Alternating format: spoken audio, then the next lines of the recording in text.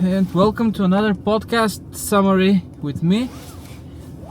Today we're going to listen to Alex Hormozi and Stephen Bartlett. The summary of the podcast is actually very interesting. The prompt that I'm using is also very interesting.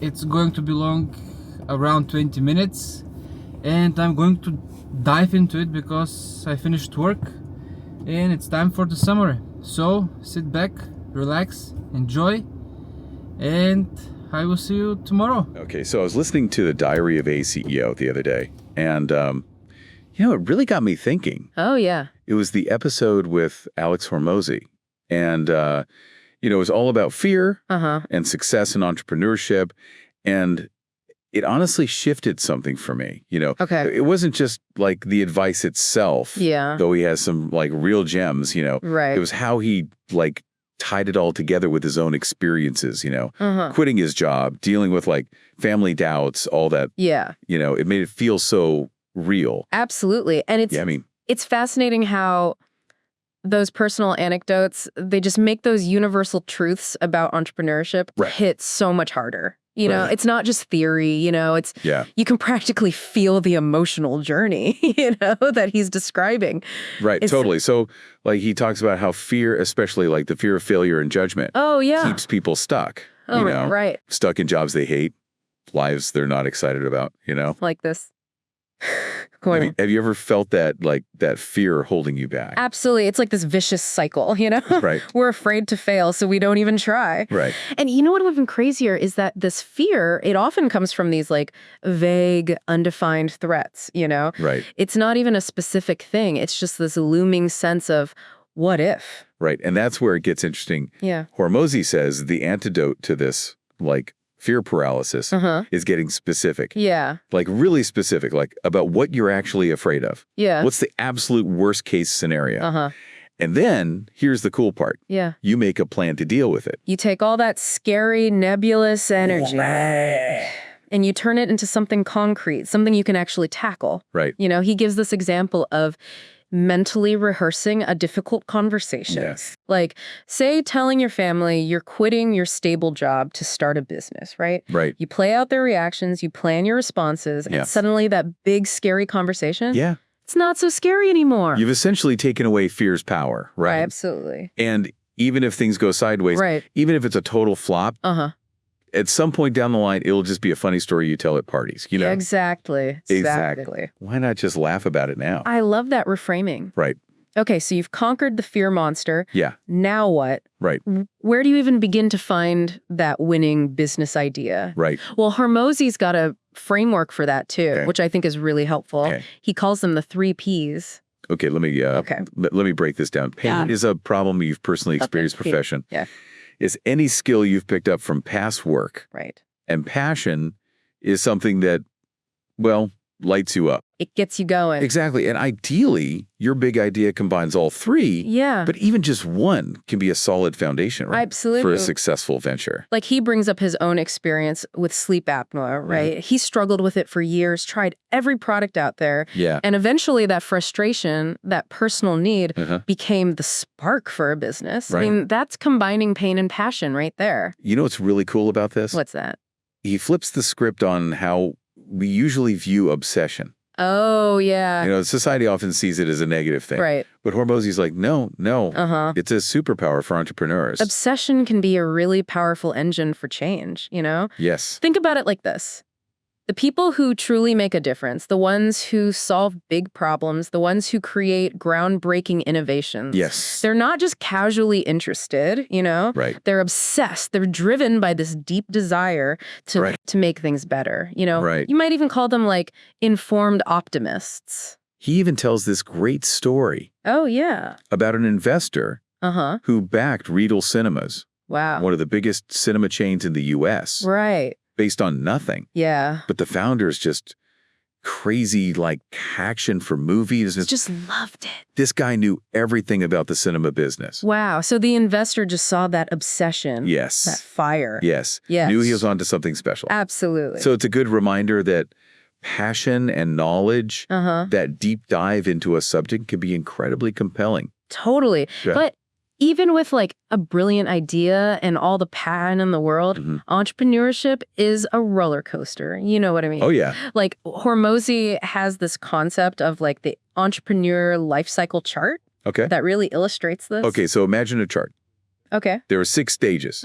You start with stage 1. Okay. Uninformed optimism. That's the this is going to be easy phase, right? I got this. Right. Then you hit stage 2, informed pessimism. Oh, that's when reality sets in, right? Yeah. And you start realizing, oh, this is going to be a lot harder than I thought. Right. And then comes the real test, stage 3, the crisis of meaning, or like the valley of despair. Yeah. You're putting in the work, but things just aren't clicking. Yeah. And this is where the path splits. All right. Path 1 leads you back to uninformed optimism. Oh, so you kind You of give up, you chase a new shiny object, go back to the beginning. and the cycle repeats. Right. But path 2, that's where the magic happens. Path 2 is all about perseverance, right? Yes. It's about pushing through those doubts, those setbacks, and reaching stage 4, informed optimism. Right. You still see the challenges, but you also see the way forward. Okay. And that leads to stage 5, achieving success. Here's the thing, though. Success doesn't mean the roller coaster ride is over. Right. You know? It keeps going. There will always be new challenges, new levels to conquer. Totally. And that brings us to what Hormozi calls the woman in the red dress. Ah, yes. I love this analogy. It's so clever. From The Matrix. Right. Okay, it represents those like tempting distractions, those shiny objects, Right. Yeah. and even well-meaning advice Yeah. Yeah. that can pull you off course. Think about it like this. You're on a mission, right? Yeah. You're focused on your goal. Yeah. And suddenly there's this like incredibly alluring distraction trying to sidetrack you. Right? You know, this happens all the time in business. It does. It does. And so how do we avoid Yeah. getting seduced by those distractions? By like the woman in the red dress. It is tough.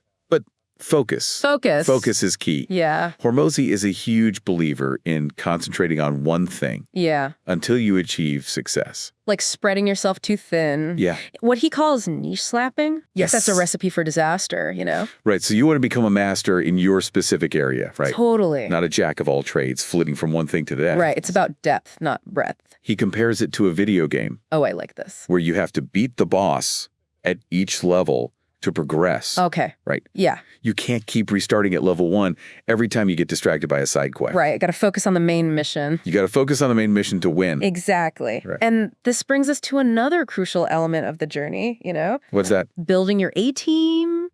Oh, You might start out solo, yeah. but to truly scale and grow, you need talented people by your side. Remember that story he tells about the restoration company owner Oh, yeah. who hired his aunt Yeah. just to answer the phone and immediately book calls?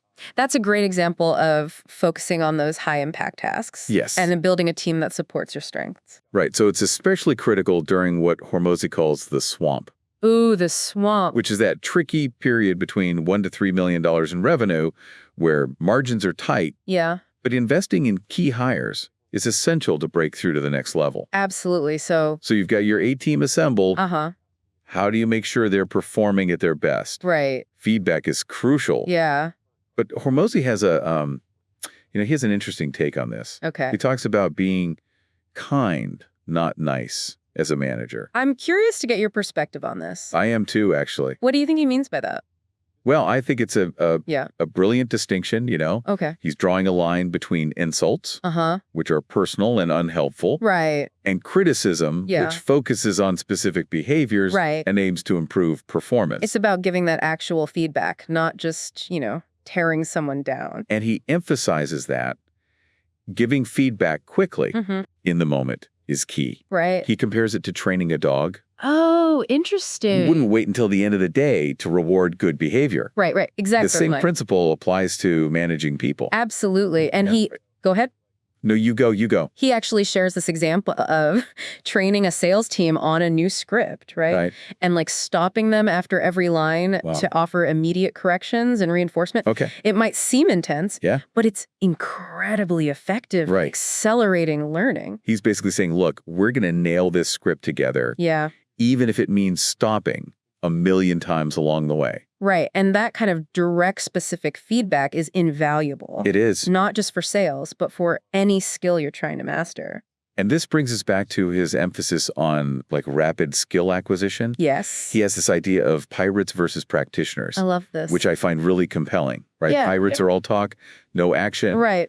While practitioners are out there, doing the work, learning by doing, constantly improving. Exactly. So how do you become a practitioner? How do you become a practitioner? That's the question. Well, you engage in high volume activity. Okay. You analyze your results. And you figure out what's working and what's not. Right. So it's about testing, refining. Yes. And constantly pushing yourself to get better. Think of it like Chris Rock's stand-up routine. Oh, yeah. He didn't just magically become hilarious, right? Right. He spent years bombing on stage, refining his jokes and learning from every experience. Exactly. And that same process, that applies to building a business. It does. It does. It's about embracing the journey, the hard work, the constant learning that comes with it. Let's not forget his 4 R's of customer success: retain, review, refer, resell. What's so important? Turning those first-time buyers into raving fans is how you build a sustainable business. Absolutely. But here's the ultimate truth bomb he drops. Hard work is the goal. I love that idea. Right. It goes against everything we're told about, hustle culture and like passive income. Right. But I think it's incredibly refreshing. Yes. It's about finding that joy in the process itself. Yes. The daily grind of building something meaningful. It's like finding that flow state where you're so engrossed in your work that time seems to melt away. Absolutely. You're not chasing some external reward. The work itself is the reward. It's about tapping into that like intrinsic motivation, that deep-seated desire to create, to contribute, to make a difference in the world. He even shares this story about his former boss who gave him some like life-changing advice. Oh, yeah. He said, "I think the key to happiness is living as many days in a row like that as possible." Wow. Days where you feel fulfilled. Days where you're living in alignment with your true self. That's powerful. It's not about chasing some distant, elusive happiness. It's about cultivating a life that's filled with meaningful moments day after day. So what happens when you hit that wall, when you're feeling burnt out and stuck in that valley of despair we were talking about earlier? Oh, yeah, that's a good one. What's Hormozi's take on getting back on track? I'm curious to hear your thoughts. Yeah, me too. This is interesting. All right, so yeah, burnout is something, most entrepreneurs face at some point. Right. It's almost like a rite of passage, you know what I mean? Yeah. But Hormozi has a really interesting perspective on it, Okay. He says burnout is often a sign that you're not working on the right things. Interesting. It's like your soul is trying to tell you, like, hey, this isn't it. You're meant for more. That's a really powerful way to look at it. Yeah. It's like your inner compass is trying to guide you back to your true path. Right, exactly. The path that aligns with your passions, your values, and your ultimate vision, for your life and your business. Exactly. And sometimes that means like letting go of things that are no longer serving you, Right. It could be a project, a client, or even like a whole business model. Right.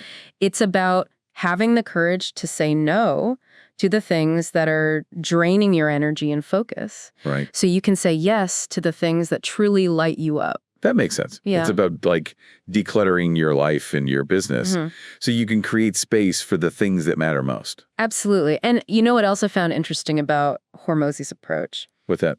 He's not afraid to like challenge conventional wisdom, like take his view on mentorship, Right. He actually encourages people to like model successful people rather than seeking out mentors. Yeah. What are your thoughts on that? I think there's a lot of merit to that idea. Yeah. It's about being proactive. You know what I mean? Right. You're not waiting for someone to take you under their wing. Yeah. You're actively studying the habits, the strategies, and the mindsets of people you admire, right? Yeah. And then like adapting those lessons to your own unique context. It's like taking a masterclass in success. Yeah. But instead of paying thousands of dollars for a course, Exactly. you're learning from the best for free. Right. By observing their actions, their decisions, and their approach to life and business. And here's the cool part. You can like model multiple people. You're not limited to just one mentor. Right. You can cherry pick the best qualities from a variety of successful individuals. Yeah. And create like your own personalized blueprint for success. It's like creating your own like superhero team of mentors, Exactly. You've got your business strategist, your marketing guru, your sales ninja, and your mind trick coach. I love that analogy. Right. And it highlights the importance of being like a lifelong learner. Yes. A student of the game. Right. So it's about constantly seeking out new knowledge, new skills, and new perspectives that can help you grow and evolve as an entrepreneur. And it's not just about like consuming information. Right. It's about applying it. Right. It's about taking action, experimenting, and learning from your mistakes. Yes. It's about being a practitioner, not a theorist. Right. Remember Hormozi's pirates versus practitioners analogy? Yeah, the pirates. They talk a big game. Talk a big game, but they never actually do the work. Right. But the practitioners, on the other hand, they're out there in the trenches, building, creating, and shipping, Right. They're not afraid to get their hands dirty. And that's where the real magic happens. Yeah. It's in the doing and the execution, in the constant iteration and improvement, Right. It's about embracing that messy, imperfect journey of entrepreneurship and knowing that every setback, that's just an opportunity to learn and grow. So as we kind of, wrap up this deep dive into Alex Hormozi's entrepreneurial wisdom. Yeah. I want to leave you with this thought. Okay. It's not about having all the answers. It's about having the courage to ask the right questions. Good. The questions that will challenge you to think differently, to push your boundaries, and to step outside of your comfort zone. And it's about having the discipline to follow through on those questions, to experiment, to take action, and to never stop learning and growing. Right. Because that journey of entrepreneurship, it's a never-ending process of discovery, self-improvement, and creating something meaningful in the world. So keep diving deep, keep pushing those boundaries, and keep asking those tough questions. Keep learning. And remember, the most important question of all is this: what are you choosing to learn today? I like that. That's a good one. Yeah, burnout is something I think, most entrepreneurs face at some point. Yeah. It's almost like a rite of passage, Yeah. But Hormozi has a really interesting perspective on it. Okay. He says burnout is often a sign that, you're not working on the right things. Interesting. It's like your soul is trying to tell you hey, this isn't it. You're meant for more. That's a really powerful way to look at it. Yeah, your inner compass is trying to guide you back to your true path. Right. The path that aligns with your passions, your values, and your ultimate vision for your life and your business. Exactly. And sometimes that means letting go of things that are no longer serving you. Right. Okay. It could be a project, a client, or even a whole business model. Right. It's about having the courage to say no to the things that are draining your energy and focus so you can say yes to the things that truly light you up. That makes sense. It's about decluttering your life and your business so you can create space for the things that matter most. Right. And you know what else I found interesting about Hormozi's approach? What's that?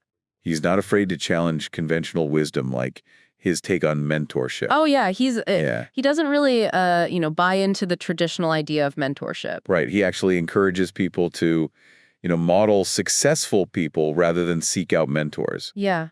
What are your thoughts on that? Well, I think there's a lot of merit to that idea. It's about being proactive, Right. You're not waiting for someone to take you under their wing. Right. You're actively studying the habits, the strategies, the mindsets of people you admire, and then adapting those lessons to your own unique context. It's like taking a master class in success, but instead of paying thousands of dollars for a course, you're learning from the best for free by observing their actions, their decisions, and their approach to life and business. Exactly. And here's the cool part. Yeah. You can model multiple people. You're not limited to just one mentor. Right. You can cherry pick the best qualities from a variety of successful individuals and create your own personalized blueprint for success. Like creating your own superhero team of mentors. Exactly. You've got your business strategist, your marketing guru, your sales ninja, and your mindset coach, all rolled into one. I love that analogy, and it highlights the importance of being a lifelong learner. Yes. A student of the game. Right. It's about constantly seeking out new knowledge, new skills, new perspectives that can help you grow and evolve as an entrepreneur. And it's not just about consuming information. Right. It's about applying it, experimenting, and learning from your mistakes. Got it. Being a practitioner, not a theorist. Exactly. Remember Hormozi's pirates versus practitioners analogy? Pirates, yeah, they talk a big game, but they never actually do the work. Right. The practitioners, on the other hand, are out there in the trenches, building, creating, shipping. They're getting it done. Right. They're not afraid to get their hands dirty. And that's where the real magic happens, Absolutely. It's in the doing, in the execution, in the constant iteration and improvement. It's about embracing that messy, imperfect journey of entrepreneurship and knowing that every setback is just an opportunity to learn and grow. So as we wrap up this deep dive into Alex Hormozi's entrepreneurial wisdom. I want to leave you with this thought. It's not about having all the answers. It's about having the courage to ask the right questions. Those tough questions. The questions that will challenge you to think differently, to push your boundaries, and to step outside of your comforts. And to have the discipline to follow through on those questions, to experiment, to take action, and to never stop learning and growing. Because the journey of entrepreneurship is a never-ending process of discovery, self-improvement, and creating something meaningful in the world. Couldn't said it better myself. So keep diving deep, keep pushing those boundaries, and keep asking those tough questions. And never stop learning. And remember, the most important question of all is this: what are you choosing to learn today?